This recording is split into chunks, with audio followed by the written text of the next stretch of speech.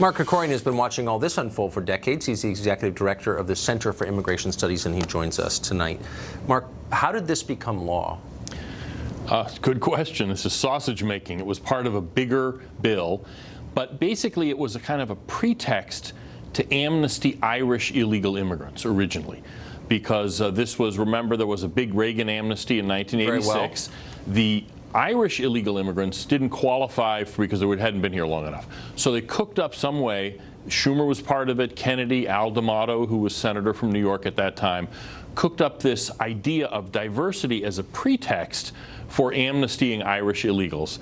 And then it morphed into this program that is now a kind of affirmative action almost for immigrants from other countries who can't get in otherwise, as you explained. But I mean, our whole immigration system is not so different, actually. I mean, we don't, with some visa exceptions, but we don't screen for skills in the way that most countries do already. Yeah, I mean, the large majority of immigrants, something like 2/3, are only brought in because of their family connections. And frankly, half of the rest come in because they're related to people who are skilled or something like that. So that skills really play a very small role. And in this visa lottery, literally, it's almost anybody in the world. And even you would mention that you have to have a high school diploma, for instance. But really, what does it take to get a high school diploma in Uzbekistan? I'm not criticizing the schools. I'm talking about you can go around the corner and buy a high school diploma. You can buy one here.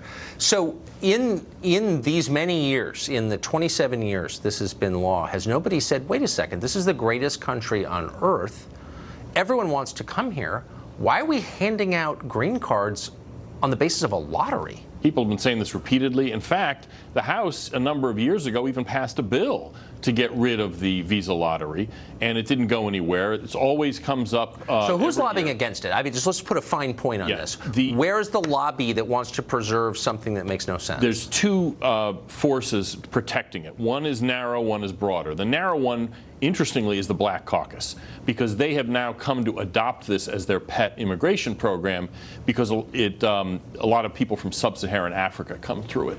And so that's the kind of narrow issue. The broader issue Let me just say, has any policy, any single policy in modern America hurt Africans more than our immigration? No, it's a good question. And in fact, even African immigration is actually a problem for black Americans. Look at the numbers, exactly. Sorry, and what was the second? Yeah, but more broadly is basically our whole political class, because the idea seems to be that immigration must never go down and must always go up.